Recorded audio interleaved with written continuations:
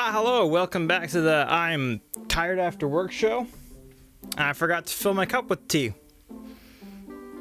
I'll put it back down. Now I'm going to be going over the good, bad, and weird municipal flags of the glorious country Canada. The fun part is, I'm Canadian, so I can be a lot more sassy. I can rate them out of 10. Let's begin. First off, we cannot continue until we look at the provincial flag of where I grew up. I'm from British Columbia. This is the British Columbian flag. The Wikipedia page for the British Columbian flag says the weirdest wording I've ever seen for a Wikipedia page, which is that the Royal Union flag is defaced in the center by a crown. You mad? Also, consistently a story I was always told growing up that I can't remember if it's true or not was that originally the sun was on top, but somebody got mad because that meant that the sun was setting on the British Empire. And the sun famously does not ever set on the British Empire. Because this is so big. Let's go into some wonderful flags. First off, we have 100 Mile House. 100 Mile House is a city populated by like 4 people. This is their flag. It's kind of like a JPEG, but you forgot to put in the side bits. And the default background color was blue. I'm gonna rate this 4 out of 10 for effort and 7 out of 13 for personality. Next we have Burnaby in British Columbia. Some famous people came from here. The flag looks really cool, and this time they use the default blue background to their own power. I'm gonna give this one Bill and Ted out of awesome. Next we have the city of Chilliwack. This is a place that I grew up, and I always thought that the flag was decent.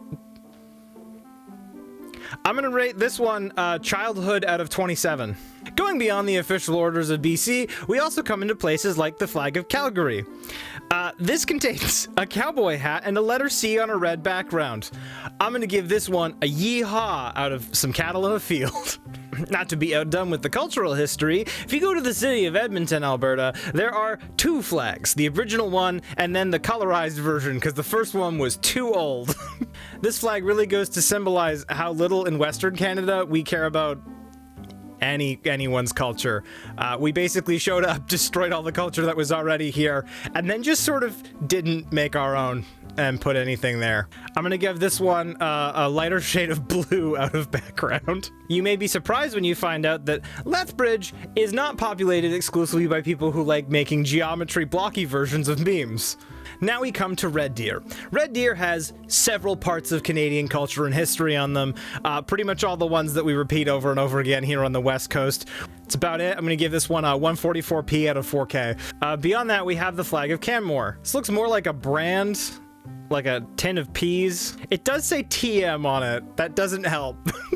I'm going to rate this one Mike out of Canmore. Beyond that, we have West Vancouver. It's like Vancouver, but you need to go just a little bit farther. Through North Vancouver, then to West Vancouver. Not Northwest Vancouver. They put some ideas in the top left, but that blue background really didn't help much. I'm gonna give this one a we tried out of 7. Beyond that, we have the flag of Victoria. If a frat house made a flag, 4 out of 7. Now we have Port Coquitlam. There is at least one more fish on this flag than you might expect. I'm not mad about that, but I'm gonna give this one 4 out of 5 potential fish. Now we have the flag of Kelowna, British Columbia. This flag is weirder than it seems when you first glance at it.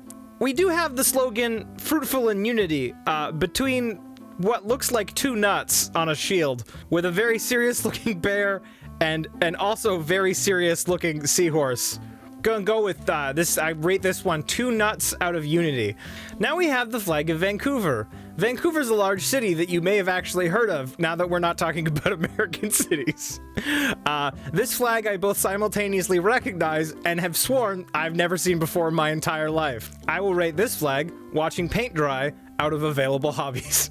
Now we come to Halifax. Halifax has a flag that is unreasonably cool. Nothing that is a municipal flag has duty to be this cool. This bird can go any which way, and it has yet to choose. It can also take the high seas. I'm going to rate this flag 5 out of 7. This is the flag of Burlington, Ontario. If you look closely, it does look like the JPEG thumbnail from a Neopets game in 2004.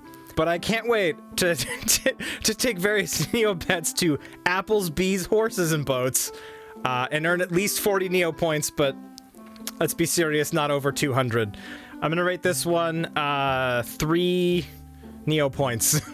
Now we come to two flags of Ottawa. First off, weird. So let's go with the new one. The new one looks like a pamphlet handed out by your local library for community events. I'm gonna give this one grade 9 reading level. Not to be outdone, Thunder Bay comes along to show you that it is possible to have a giant maple leaf in the sky, and it can be a UFO coming for your soul. Don't kill me. I actually do like this flag, and I enjoy that the history behind it says, Saul Laskin wanted to promote the city by having a distinctive flag. Way to go, Saul. We appreciate your efforts. You've given me a good YouTube video. Hi, welcome to St. Catharines, Ontario. We've got stuff here, but it's all because of bees. If we choose to look at this flag and ignore the bees, you will find 2 boats, a badly fitting shoe for some fruit, and I'm pretty sure that's the loading symbol for various Mac things. I'm gonna rate this one a now loading. Next we have the town of Richmond Hill. I don't think I've ever seen this shade of green before, except maybe an ice cream. I'm not mad about it, but I am going to rate it 90s website. Next we have the flag of Lévis, which, like most of Quebec, I kind of feel like belongs in an art museum, and I don't understand most of. That's a joke about how they tried to teach me French in school, and I'm bad at it. I had other ones, but a lot of them were just low-res JPEGs and not that interesting. Yeah. So this has been your super presidential candidate, Deron, signing off for Saturday, saying welcome to JAR. JAR takes all kinds. You are family now. I'm trying a weird or different type out, because if you don't try new things, you'll never learn, and you'll die alone.